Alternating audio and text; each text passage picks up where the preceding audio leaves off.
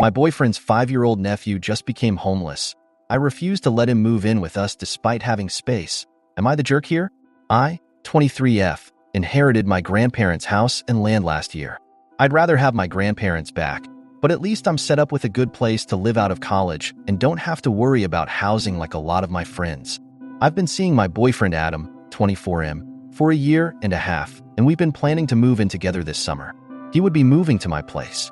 Right now he lives in an apartment with 3 roommates. Adam has an older brother that is kind of a POS. He and his girlfriend are addicts and have been involved in shady stuff in the past, so Adam only talks to them at holidays usually. They have a son, 5M, that Adam sends birthday cards and gifts to but hasn't spent a whole lot of time around because of the family drama. A couple of weeks ago, the worst happened and the girlfriend passed away and Adam's brother is going to be in jail probably for a very long time. Adam's mom is disabled and not in good enough health to keep up with a 5-year-old full-time. Girlfriend's family apparently disowned her and want nothing to do with it. That leaves Adam as a guardian for the kid or foster care. I am not a kid person. I don't dislike kids, but I had my own messed up childhood and I would not be a good parent or be able to deal with the noise and chaos of a small kid easily. Adam knows this as we've had the "what if there's an oops" and future planning conversations. So, I was surprised when Adam asked about moving plans up for us to live together so that he would have space to take in his nephew. I said I wasn't okay with him bringing his nephew, and that since the situation had changed the plan would have to be put off until something was figured out. He said there's no room for his nephew at his current place and rent is sky high so he wouldn't be able to afford a new place on his own.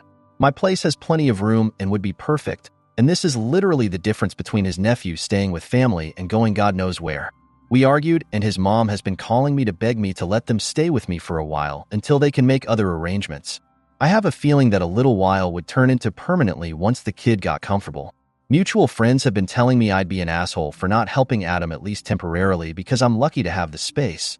But I really don't want my space invaded like that and have to deal with kicking them out eventually if nothing else comes up. Relevant comments. Opie added quite a bit of clarifying information.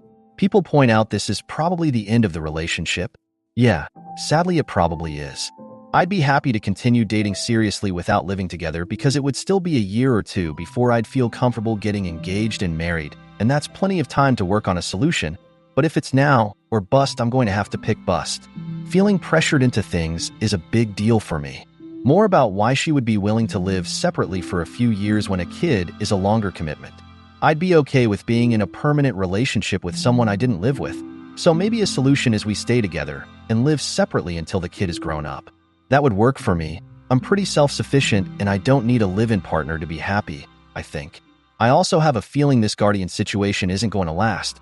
Adam doesn't strike me as the kind of person right now to take on a traumatized little kid and all the stuff that goes with it. I'd give it 3 months for the panic to wear off and the reality sets in for him to realize how much it's going to change his life in ways he can't deal with. Maybe I'll be surprised, but Adam is one of those people that kinda needs to start with keeping a houseplant alive first. Didn't he already take in his nephew? I mean, technically he hasn't yet. He needs a stable place to live that meets CPS basic requirements before they turn the kid over to him. So the kid is living in a temporary foster home right now. More about why she thinks he would not be a good fit for his nephew. We've been friends for a while before we started dating. He's never taken care of a kid, never even had a pet. He's a good guy, but he's a dude in his early 20s that hasn't had a whole lot of responsibility or tie-downs until now, and part of the reason that I want to ease into living together and thinking about marriage over a few years is that I grew up in an unstable environment with unstable people and was in foster care for a while, and I want to make sure he can settle and stabilize. I don't think he completely understands what's going to happen when the backpats stop and he has to deal with actually having a kid. I'm not shitting on him, but as someone who was a child in a similar need, I know that well-intentioned people like Adam often make it worse, and not every desire to step up is followed by a capacity to adequately step up without fudging up the kid even worse. If he can't hack it, it's the kid that's going to suffer the majority of the fallout. So I don't really think Adam is thinking of what's really best for the kid, as much as he doesn't want to think he's a bad person for refusing to take on the kid. Foster care isn't the worst thing that can happen here. He can still be involved in the kid's life even if the kid is in foster care right now, and can possibly take on custody in the future when he's actually able to house and care for the kid. The kid is in foster care right now, so he would have to get himself together just to be eligible. Why can't BF's mom take the nephew in? No space. She lives in a one-bedroom condo, and I think there's something with her disability that it would affect her status if someone earning a full paycheck was living with her, but I'm not 100% sure on that part. Can boyfriend move into his brother and SIL's house? Without getting into the messy details too much, no, nobody is going to be living there ever again. More about the house. This house is the only safe place I had growing up. I really don't want to move out of it. It's one of the few places I feel completely at ease, so it makes managing my PTSD easier. I know I'm safe here and no one can kick me out, get rid of me, or treat me like shit in my own house. I'm sorry for the kid, but I'm not willing to give that up. I doubt Adam would be able to afford the rent since I couldn't charge him less than what it would take to get me a place to live somewhere else, so it's the same problem. Let them stay for a bit.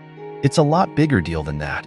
Even with a lease, if Adam can't find somewhere and refuses to go, I would have to give them 30 days notice to move before starting eviction, and that would take at minimum like 30 days beyond that. So then I'm stuck for at least an extra month or two with two people in my house that I don't want there. One an angry ex, the other an already traumatized kid who will be taken back by CPS anyway if Adam is evicted with no place to go and doesn't need to be exposed to any more adults fighting and instability. This is one reason why it's obvious to me that Adam isn't ready to parent this kid. He doesn't have a plan that doesn't involve other people doing most of it for him. OP is voted NTA. Update 1. Well, decision made. I broke up with him last night. Reading all the responses made me realize that I don't actually want him to move in with or without his nephew at this point. He did not take it well at all, but probably another reason this wasn't going to work in the end. Hopefully he and his mom can figure something out together. Update 2. A small update for this. Some of you guys were totally right about his intentions. He dropped the idea of taking his nephew in a few days after I broke up with him and called from a mutual friend's phone to ask me to take him back. I asked him why he wasn't going to take in his nephew, and he said it would be too hard to do alone. So, looks like he was expecting me to help him with the kid all along instead of just letting them stay for a while. Without a free place to live and a built-in helper, he's not interested. I did not take him back. I think the breakup was the best thing that could have happened. I feel a lot better without him in my life. Thanks for the advice. Update 3. So, about a week after my last update, I get a call from Adam's mom. Turns out, she had a serious health scare and landed in the hospital. The timing couldn't have been worse. With her in the hospital, the situation with Adam's nephew became more urgent.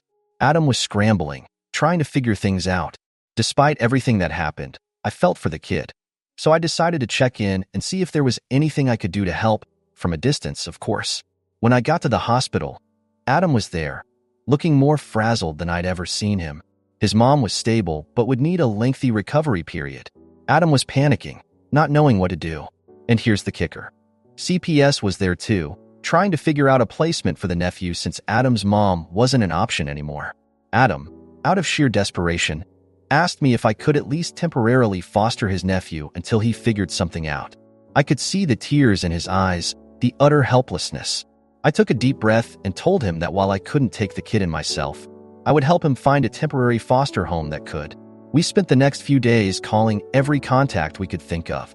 Adam even tried reconnecting with some of his estranged family, but no one was willing or able to help. It was a nightmare. Finally, we found a family friend of his mom's who agreed to take the nephew in temporarily. The relief on Adam's face was palpable, but I could also see the weight of his failure to step up hitting him hard.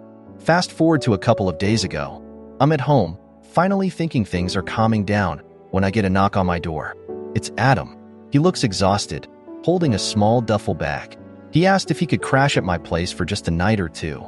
He was practically homeless himself now, having given up his apartment to save on rent while trying to sort out the situation with his nephew. I stood there, staring at him, a whirlwind of thoughts and emotions running through me. Before I could even respond, he collapsed on my porch, sobbing. It was a mess. I let him in, gave him a place to sleep for the night, and spent the evening thinking about how everything had turned out. So now, I'm sitting here, wondering what the hell to do next. Adam's still sleeping in the guest room, and I'm not sure if letting him stay for a night was a mistake or if it's just the right thing to do. All I know is that life has a funny way of throwing curveballs when you least expect them. What do you guys think? Is there any way to salvage this mess? Or should I just cut my losses and kick him out first thing in the morning? Update 4. Okay, so Adam woke up this morning, looking like he'd been hit by a freight train. We had a long, awkward conversation over breakfast. He apologized for everything, for how he'd handled the whole nephew situation, for putting pressure on me, and for showing up unannounced. He admitted that he felt completely out of his depth and had no idea what to do next. I told him that while I could understand his panic and desperation, I couldn't just let him move in indefinitely. He needed to start taking responsibility and figuring out his life, for his own sake and for his nephew's. We discussed his options, and he decided to try to find a temporary place to stay and maybe look for a second job to save up some money. He'd also reach out to more extended family members and old friends to see if anyone could help out. Adam left later that day, thanking me for the help and promising to keep me updated. I felt a mix of relief and concern. It's hard to see someone you care about in such a dire situation, but I knew I couldn't let his problems become my own. A couple of days passed, and I got a text from Adam saying he found a place to crash temporarily and that he was starting a part-time job at a local bar.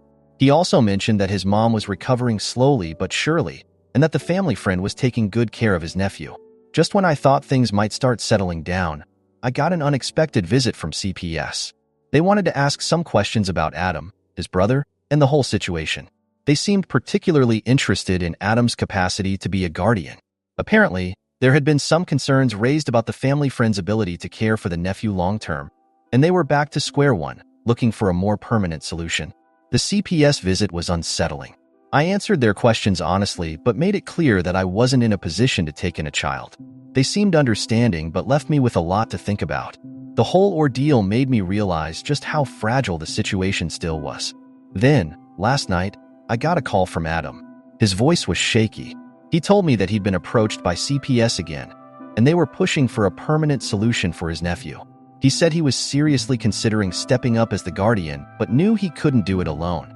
He wasn't asking me to take them in, but he wanted my advice on what he should do. So here I am, trying to figure out how to navigate this mess. Part of me wants to help Adam, but another part knows I need to protect my own peace and stability. Life just keeps throwing these curveballs, and I'm not sure what the next step should be. Any advice on how to handle this latest twist? Should I help Adam figure out a plan for his nephew? Or is it time to draw a hard line and let him handle it on his own? Update 5. Alright, so after reading some of your advice and mulling things over, I decided to meet up with Adam and discuss things face to face. We met at a coffee shop downtown, and I laid everything out on the table. I told him I wanted to help, but I needed to set boundaries to protect my own well-being. Adam understood and appreciated my honesty. He told me he'd been talking to a social worker who suggested a few options, including looking into support groups and resources for young guardians. He also mentioned he'd reached out to his employer about potentially getting more hours or a full-time position. It seemed like he was starting to take things more seriously, which was a relief. We spent a few hours brainstorming and coming up with a plan. Here's what we decided. Adam's living situation. He'd continue staying with his current temporary arrangement while saving up for his own place. I offered to help him budget and look for affordable housing options. Support network. We'd look into local community resources, support groups for guardians, and any potential financial assistance programs available for him and his nephew. Temporary custody. Adam would pursue temporary custody of his nephew while we worked on getting him more stable. This would give him a chance to prove to CPS that he could handle the responsibility. My role. I agreed to help him with research and planning, but made it clear that my home wasn't an option for them to live in. I'd be a friend and support, but I couldn't compromise my own stability.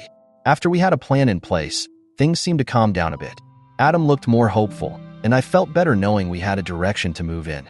For a while, it seemed like things might actually work out. But then, out of nowhere, the next curveball hit. A couple of nights ago, Adam called me in a panic.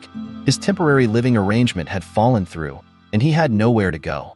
The family friend looking after his nephew also faced some unexpected issues, meaning the kid might end up back in foster care if a more permanent solution wasn't found fast.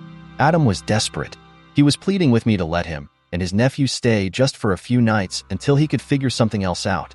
I could hear the fear and frustration in his voice, and I knew he was running out of options. I felt torn. On one hand, I wanted to help them out of this immediate crisis.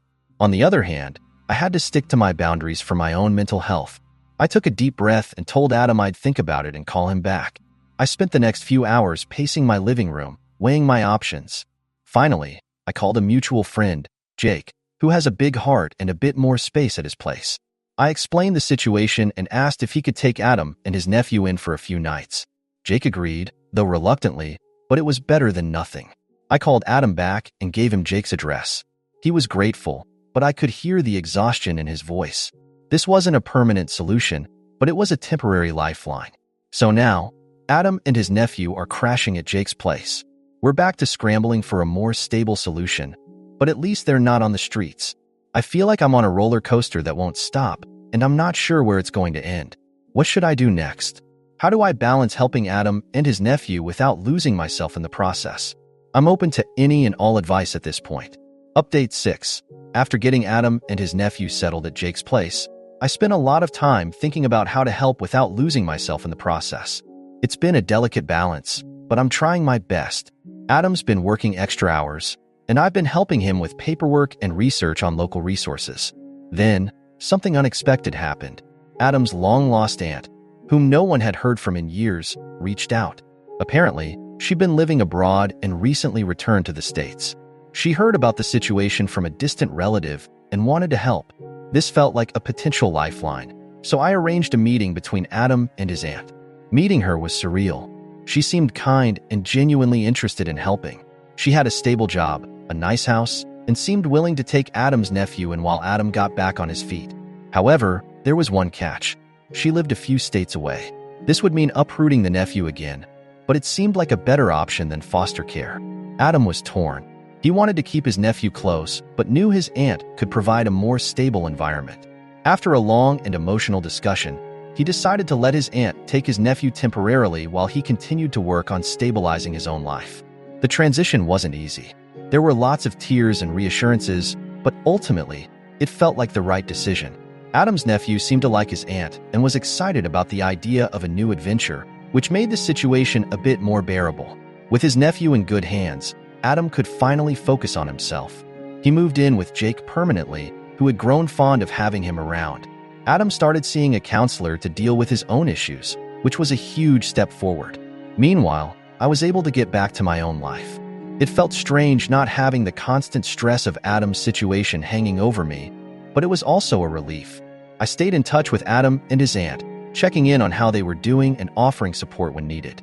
Things were starting to look up when, out of nowhere, Adam's brother, who was supposed to be in jail for a long time, got released on a technicality. Suddenly, everything was thrown into chaos again. Adam's brother wanted his son back, and there was talk of a custody battle. Adam was furious and scared. His brother was not fit to be a parent, but the law was on his side for now. We all rallied together, consulting lawyers and trying to figure out the best way to protect the nephew from being taken away from a stable environment. Just as we were preparing for a legal fight, Adam's brother disappeared again, this time leaving a note saying he couldn't handle the responsibility and was going to sort himself out before trying to be a father. It was a bizarre and unexpected twist, but we were all relieved. So, here we are. Adam's nephew is safe with his aunt, and Adam is slowly rebuilding his life. I'm back to focusing on my own goals and trying to maintain a semblance of normalcy. But with everything that's happened, I've learned that life is unpredictable, and sometimes you just have to roll with the punches. Thanks to everyone for the advice and support. I'll keep you updated if anything else happens, but for now, I'm hoping things stay calm for a while. My daughter showed me her school picture. I said she looks great, but her mom said she looks horrible. She started crying and ran away. I, 60M, have been married to my wife, 51F, for around 15 years. We also have a beautiful daughter named Hayoung, 17F, who is in her junior year of high school. Yesterday after school, Hayoung, pronounced Hayoung, came up to me and my wife and showed me her school pictures, both her individual photo and her group/grade photo. They were taken all the way back in February, but they had just arrived today. I complimented Hayoung and told her how beautiful she looked in the photos, before telling her how proud I was to see her grow up throughout the ages, before showing my wife the pictures of our daughter. It did not go the way I thought/hoped it would go. Instead of looking at it for a bit before saying something, my wife immediately pointed out to Hayoung that she was looking too downward at the camera and that her eyes looked strained/forced. I was a bit taken aback at first, but I decided to just keep listening.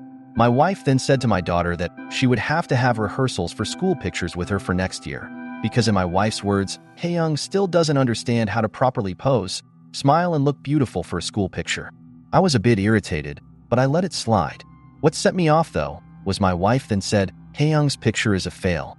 Honestly, Melissa looks the prettiest out of everyone. Haeyoung got quiet and said, I'm gonna be honest. My picture this year is really bad compared to sophomore year. I got mad that evening. We had a huge argument in the living room. I told my wife that she was being cruel to our daughter, and since school pictures were over, there was no point being so picky over it. My wife retaliated, saying that even Haeyoung says that she doesn't like how she looks in her school picture. I was just being honest. I'm only trying to help her. She then went into her room and started crying, saying that I don't understand her. I will admit, I raised my voice while we were having that argument, and I'm seriously sitting here questioning myself about whether I was the asshole or not. After our argument, I knocked on Haeyoung's door, and I could tell by her expression that she had listened to every piece of the argument. I feel bad because I may have overreacted to something as simple as school pictures. Plus, I ruined my daughter's evening and my wife's too. And I also made my wife cry. So, am I the jerk here? Edit. This is not the first time my wife has said something like this. This is why I feel even more terrible because I let my daughter suffer like this. I did give my wife a word or two, but I always told Haeyoung that this was just the way she spoke and that she really did love her. I really want to cry right now, especially overhearing Haeyoung crying herself to sleep yesterday night. She always kept on a brave face around me and my wife, but it just breaks me even more, now knowing she feels like she can't talk to me either. I failed her. Haeyoung always asked me every morning if she looked beautiful. She would always ask at mealtimes if she was eating too much. I'm so afraid of the damage we both put her through for so long. I'm so scared she's going to develop an eating disorder, and I'm going to make sure to set things straight with my wife and take care of my daughter better. She is always my first priority. Edit 2. I was taken off guard even though my wife has made responses like this in the past, because though it's not the first time, I had a little bit of hope left that she wouldn't point out Haeyoung's appearance that outright in her school photo. Relevant comments. Commenter. I am guessing based on the fake name that your wife is Korean? I know beauty standards there are super high, and she could be projecting her own insecurities and maybe even comments that she got when she was young.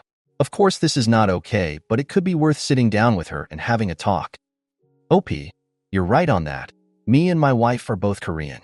If the beauty standards there are super tough, so I'm probably going to talk to my wife privately to understand why she said that and check up on Haeyoung a bit before talking with my wife. I know she's super shaken up, so the best I can do is be the best father I can. To another commenter, I've lived in the States longer than in Korea now. Commenter, do Korean women tend to have very high beauty/maintenance standards? And no, you are not in the wrong. Teenage girls are already extremely sensitive about their looks, so your compliment was kind and nurturing. OP, I cannot speak on the behalf of everyone. I know that the beauty standards are extremely tough there. I've heard people commenting about the fatness/skinniness of people's bodies. I've sometimes heard conversations about K-pop idols' bodies and faces, makeup, surgery, etc. Later that night in comments. Hello everyone, OP here. Tonight, since my wife is working a night shift today, I decided I'm going to stay together with Haeyoung for a daddy-daughter date. I know it doesn't matter whether we go out or not. All that matters is that I'm with her. I'm planning on making her some of her favorite foods and spending quality time as an apology for not being there when I should have been. She loves japchae, galbi, and cream bunjabang.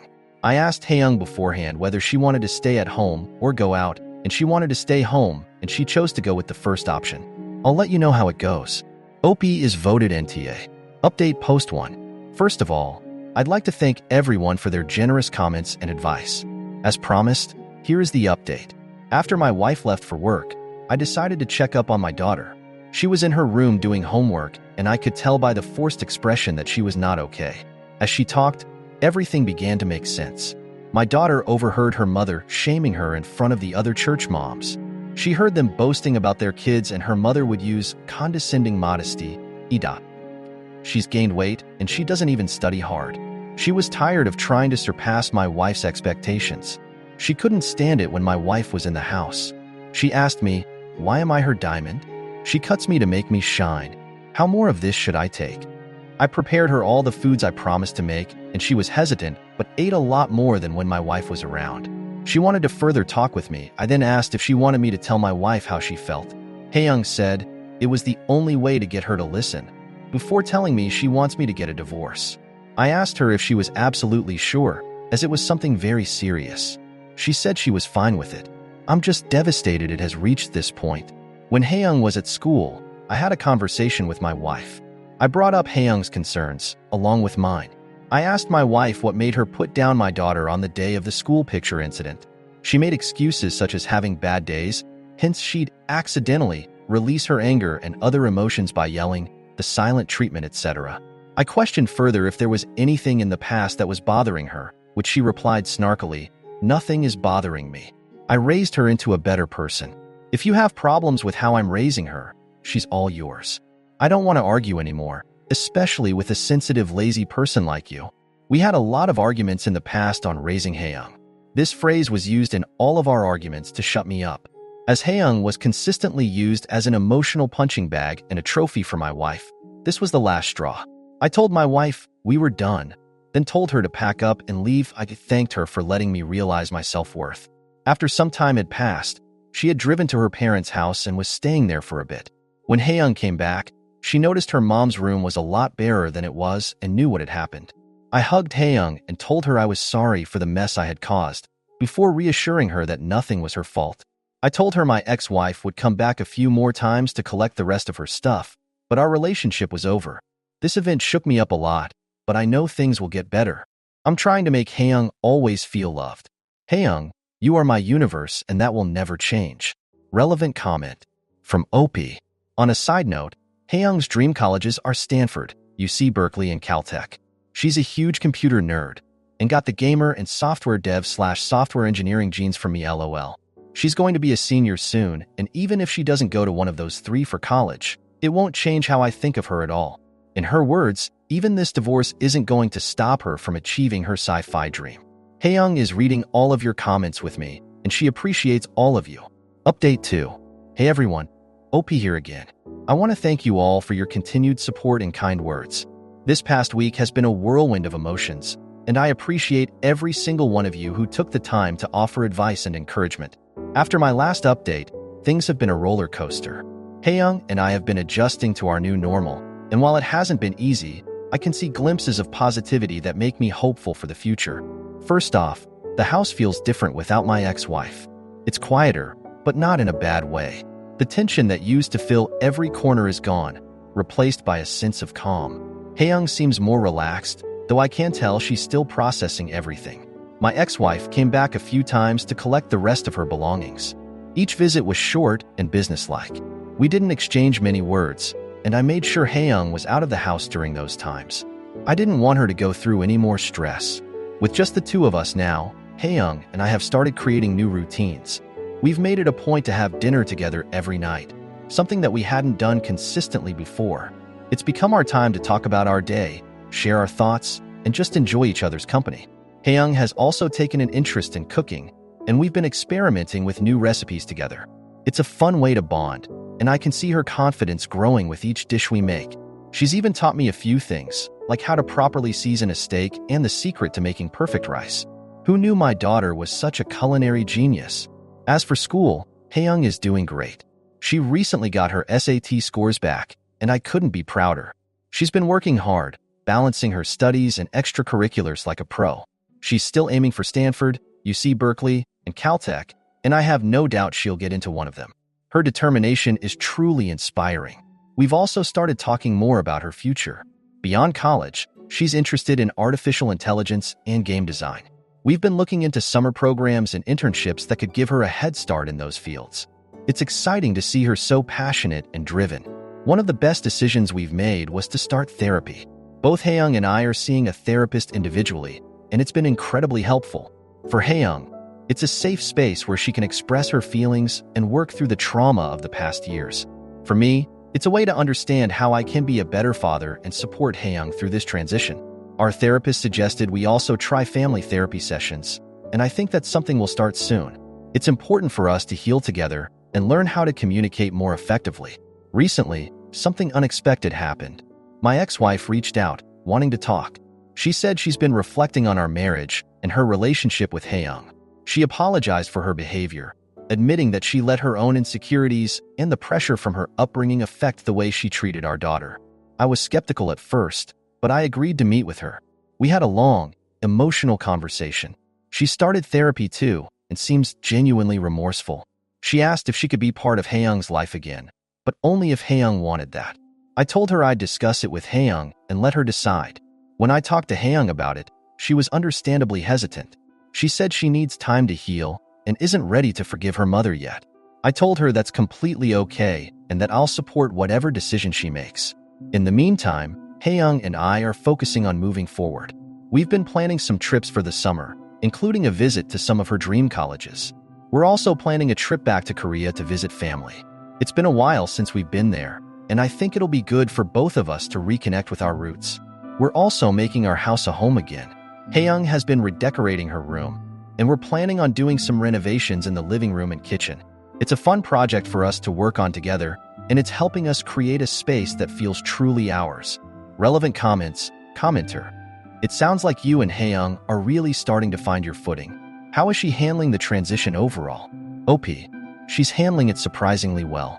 There are still tough days, but she's showing incredible resilience. Therapy has been a big help for both of us. She's also finding comfort in our new routines and projects. It's going to be a process, but I'm confident we're on the right path. Commenter. It's good to hear your ex-wife is seeking help too. Do you think there's a chance for reconciliation between her and Haeyoung? OP. It's hard to say. Haeyoung needs time to heal and figure out her feelings. I think it's possible in the future, but it's up to Haeyoung. I'm here to support her no matter what. Commenter. What are some of the new recipes you and Haeyoung have tried? Any favorites? OP. We've tried a lot. One of our favorites so far is homemade ramen. Haeyoung loves experimenting with different broths and toppings. We've also made some amazing Korean barbecue at home. It's been a delicious adventure. Commenter. Have you thought about getting a pet? It might be a nice addition to your household and help with the healing process. OP. Funny you mentioned that. Haeyoung and I have been talking about getting a dog. We're doing some research to find the right breed for us. I think it'll be a great addition to our family. Update 3. Just when I thought things were settling down, life threw us another curveball. Yesterday, I got a call from Haeyoung's school. Apparently, some of the other students had been spreading rumors about our family situation. Kids can be cruel, and Haeyoung was feeling the brunt of it. When I picked her up from school, she was in tears. We had a long talk in the car, and she told me everything. The rumors, the whispers, the pointed fingers. It broke my heart to see her so hurt. That evening, I decided enough was enough. I scheduled a meeting with the school principal to address the bullying. I also reached out to the parents of the students involved.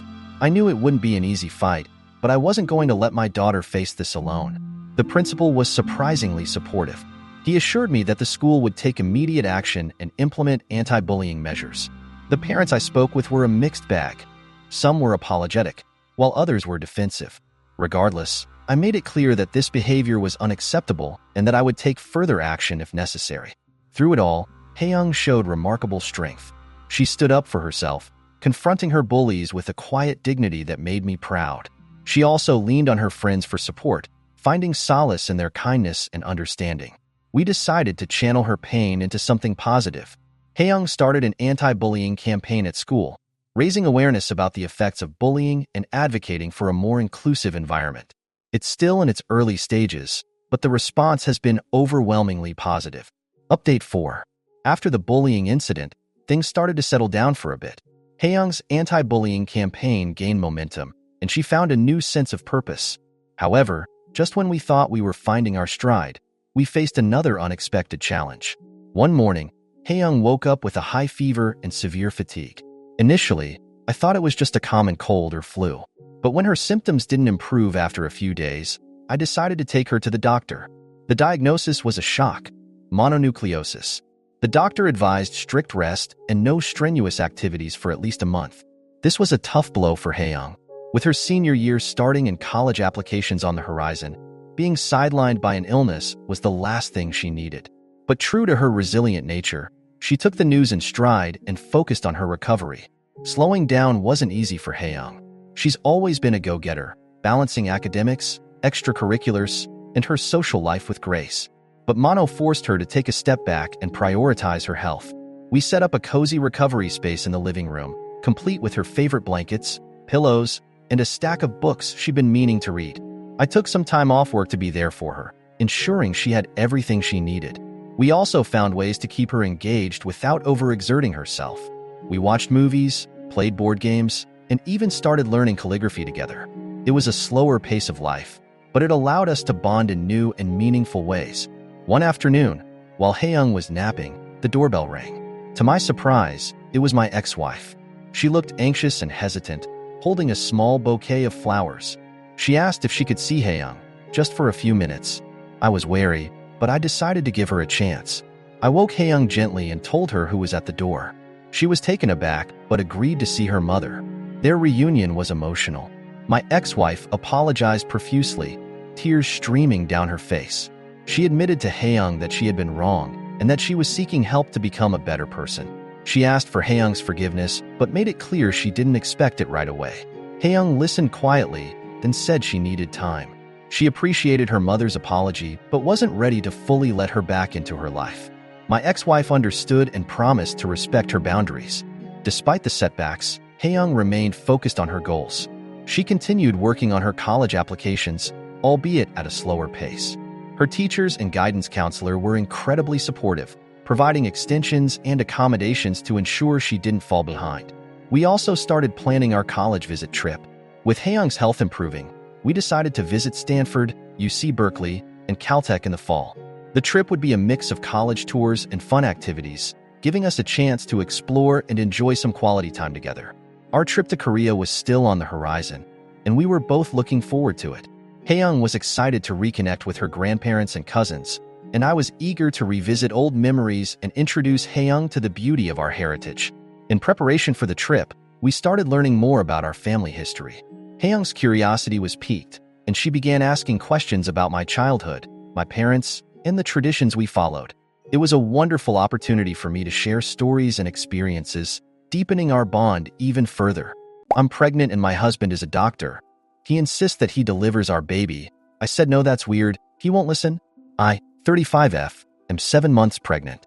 I am married to a family medicine doctor, 35M, and we've been together 10 years.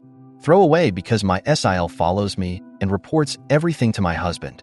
I'm reaching out to all of you to ask your advice on a fight my husband and I are having on our birth plan. My husband really wants to deliver the baby, which I can kind of understand. It's not uncommon for doctors to deliver their own kid. There is still an OBGYN there monitoring everything, and the doctor father steps in at the last minute as mom is crowning to just catch the baby. My husband has, I guess, always dreamed of being the one to pull the baby out, while I pictured it very differently. I thought he would be up by my head, holding my hand and helping me through it. He says he will do that, but the easiest part is the very end where I won't need him anyway. He said if I really want someone there, his mom can step in. I've been on my own since I was a kid living in my car, so I don't have anyone I'd want in there with me except him. I don't really even want his mom in there. She's great, but he's my person. I know it would be cool for him to deliver our baby, but I really feel like I need him there. I personally didn't want our doctors to know he was a doctor, because as soon as any of my doctors, or even our vet, finds out he's a doctor, they talk exclusively to him. I don't even want him to go to prenatal appointments anymore because no one talks to me. They all talk to him, and I can't ask my questions to anyone but my husband at home. But he's already told everyone he'll be delivering his first baby.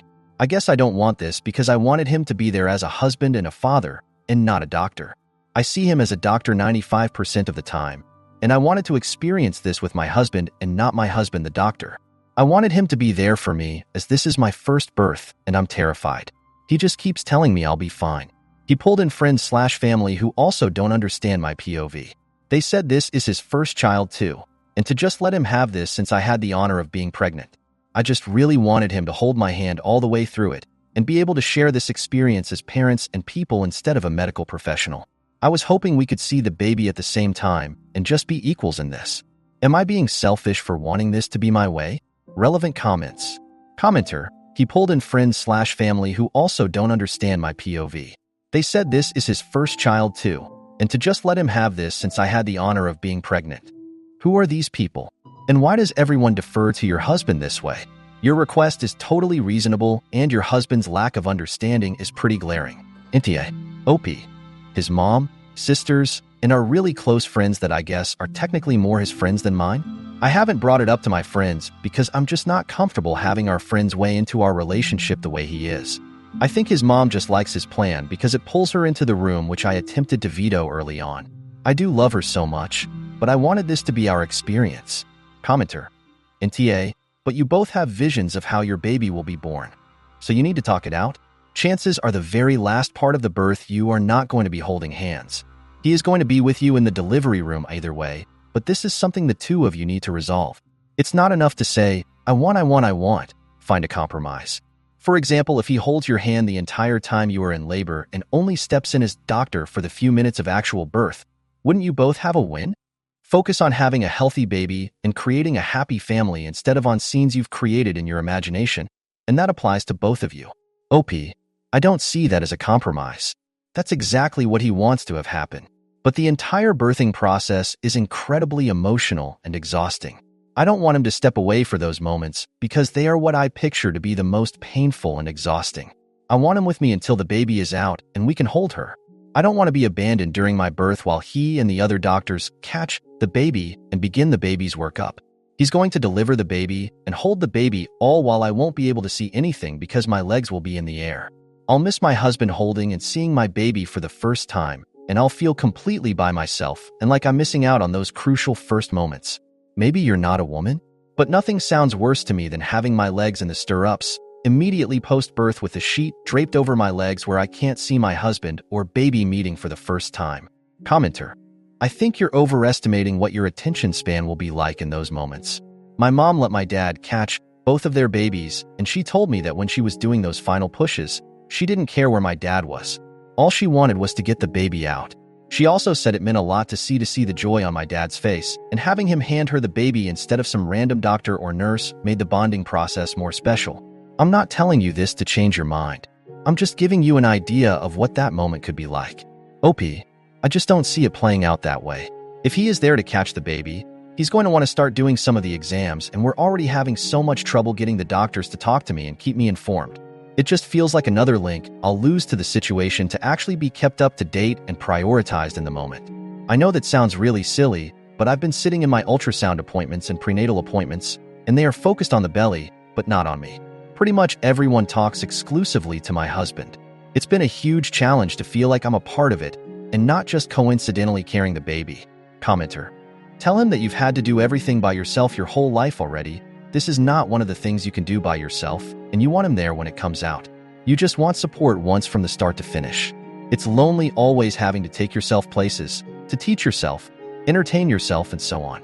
And it's exhausting, especially growing up like that your whole childhood, knowing people can just up and leave. Maybe tell him you're feeling so effing lonely that you just want him to be there. If he doesn't understand, you may as well do this by yourself again. Surely the nurse can tell him to stay with you and, now is not the right time, Mr. Doctor, sir. Oh, and it's out. Sorry. Congratulations, your parents. OP, I'm going through so many comments, but I stopped and read yours 50 times, and it hit me really hard. This is it. This is why I feel the way I do. Thank you so much. Thank you. Update 1. I am going to confront him tonight when he gets home. He's already going to be upset because we both have restrictions on how much time we spend on social media sites, and I have significantly surpassed that today and yesterday, which he'll know as soon as he reviews the router logs. I'm hopeful I can catch him before that makes him too upset. I did reach out to some of our mutual friends just to see what he has told them for why this is so important to him, only to learn he never discussed this with them. I think he made up what he has been saying they said. They were really shocked to learn we've been having this disagreement, and we're actually quite supportive of an expectant mother controlling her birth plan. I'm quite nervous about his reaction to this as well, and I'd like to get ahead of this. Wish me luck and cross your fingers for me. Update 2. Hello all. I first want to say, thank you. Thank you every single one of you who took the time to reply, send messages, check up on me, send me messages, and share your stories. I've read so much more than I'll ever be able to respond to. Thank you. Those who took the time to share resources and volunteer your own time. You are angels in the flesh. Thank you. I'm so incredibly touched by this overwhelming outpour of love and support. Also, thank you to even the people who told me I was selfish or crazy or any other derogative you chose to use. I'm not sure what helped me more, the people posing such great questions about if I felt safe, comfortable, loved, or the people telling me I was the terrible person. Something about attempting to reread my story as an outsider and seeing the comments where Redditors told me I was in fact the problem broke something in me, and I finally saw through the haze. But, hey, maybe try to be nicer to strangers on the internet and consider your words more carefully. We're all people trying to get through life. So many of you are kind, caring, and loving individuals. Thank you for caring about some random on the internet. I don't even have words. I can't say a whole lot about these last few days. So much has happened that I will be processing for years to come. All I can say is I am safe, and I am free. Read into that as you will. My next steps are leaving this chapter of my life behind. I'm moving out of this city, and I'm going to try starting again somewhere new. Somewhere beautiful where every time I look outside, it's hard to believe it's real life. I've always felt drawn to the mountains with all of their beauty and might. Update 3. Hi everyone. I'm overwhelmed by the response from my last update. Your support means more to me than you could ever know. I've been reading through all the messages and comments, and it's given me the strength I need to push forward. So, here's what happened after my last update. When my husband came home that night, I was ready to confront him. I was terrified, but your words gave me courage. I started by telling him about the overwhelming support I received online and how people, even those who were initially skeptical, helped me see things more clearly. He was not pleased, to say the least. His face turned a shade of red I hadn't seen before. He accused me of airing our dirty laundry in public and undermining him. I stood my ground and calmly explained that I felt isolated and unheard, and that I needed him to understand my perspective. When I mentioned that our mutual friends were shocked to hear about our disagreement, he went silent. I could see the wheels turning in his head. He had no defense. He realized that he had been caught in a lie. That was the turning point. For the first time in a long time, he listened. He really listened. We had a long, emotional conversation. I told him about my fears and how lonely I felt, how his need to be the doctor was overshadowing his role as my husband. I told him about my childhood, about being alone and always having to fend for myself, and how this was one moment where I needed him by my side as my partner, not as a medical professional. He was shocked. He had no idea how deeply this was affecting me. He apologized, sincerely. He promised to be by my side during the birth, to hold my hand and be my support. He agreed to let the OBGYN handle the delivery and to be there for me as a husband and father, not as a doctor. I felt a weight lift off my shoulders, but there was still a lot to process. We decided to see a therapist to work through our issues and to help him understand my perspective better. It was a huge step for us, and I felt hopeful for the first time in a long while. Fast forward a couple of months, and our beautiful baby girl was born. My husband kept his promise. He was there, holding my hand, encouraging me through every painful contraction, every push. The moment our daughter was born, we both cried tears of joy. It was everything I had hoped for. But life isn't a fairy tale. As the weeks went by, I realized that the birth was just a symptom of deeper issues in our relationship. My husband's controlling nature didn't just disappear overnight. The therapist sessions helped, but it was clear that he still struggled with seeing me as an equal in our relationship. I started noticing more and more instances where he would make decisions without consulting me, assuming he knew best. It was like living with two different people, the loving husband who wanted to be there for me, and the doctor who thought he always knew best. One night, after a particularly bad argument about something trivial, I realized that I couldn't live like this anymore. I didn't want my daughter to grow up thinking this was a healthy relationship. I wanted her to see what a true partnership looked like, where both people respected and valued each other's opinions. I made the hardest decision of my life. I told my husband that I needed to leave. He was devastated. He begged me to stay, promised to change, but I knew that this was something he needed to work on himself. I needed to find myself again, to be strong for my daughter. I packed up our things and moved to a small town in the mountains. It's beautiful here, just like I imagined. Every morning I wake up to the breathtaking view of the mountains, and it feels like a fresh start. My daughter and I are doing well. We're building a new life together, one where we are both happy and free. Update 4. Hey everyone. After moving to the mountains, I thought I was leaving behind the drama and heartache. I enrolled my daughter in a lovely daycare nearby, found a quaint little job at a local bookstore, and started making friends in the community. It felt like I was finally getting a handle on things. But, of course, life isn't that simple. It all started with a phone call. My husband, or should I say, soon-to-be ex-husband, given that the divorce papers are in the works, called me out of the blue. He was calm, collected, and there was a tone in his voice that I hadn't heard before. He said he had some news and asked if we could meet. Reluctantly, I agreed. When we met, he dropped a bombshell. He told me he was diagnosed with a serious health condition. My heart sank. This man, who had been such a significant part of my life for over a decade, was facing something terrifying. Despite our differences, I felt an overwhelming sense of compassion and concern. He assured me that he was receiving the best care possible, but the prognosis was uncertain. In the midst of this, he made a heartfelt plea. He asked if he could spend more time with our daughter, to build a stronger bond with her while he still could. He promised not to interfere with our new life and respected my decision to leave. It was a tough pill to swallow, but I couldn't deny him the chance to be a father, especially given the circumstances. So, we made arrangements. He would come to visit every other weekend and stay in a nearby rental. The first visit was awkward, to say the least.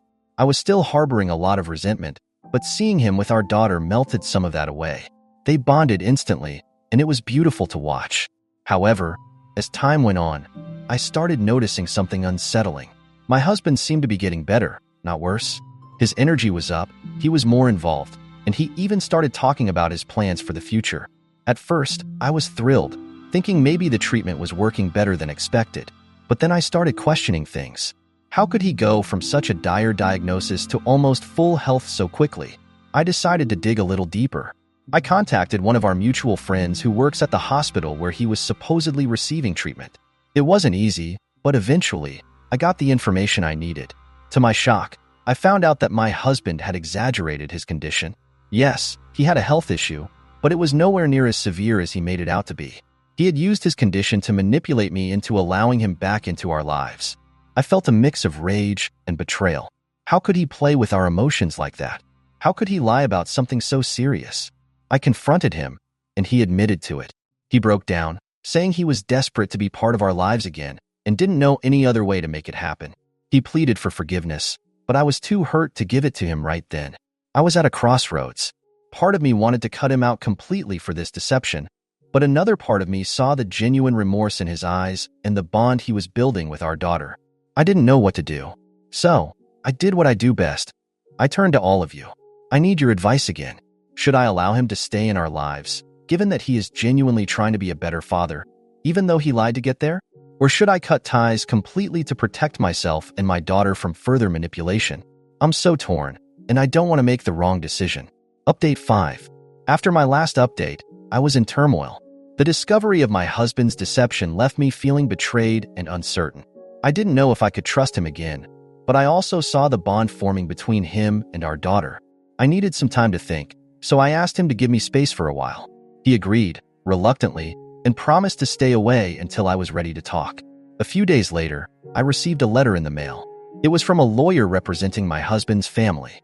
They were contesting the divorce and trying to gain partial custody of our daughter, claiming that I was unfit to raise her on my own in a new town, away from her father. My heart sank. I couldn't believe he would go this far. It felt like everything was crumbling around me. I immediately contacted my own lawyer, who assured me that we had a strong case.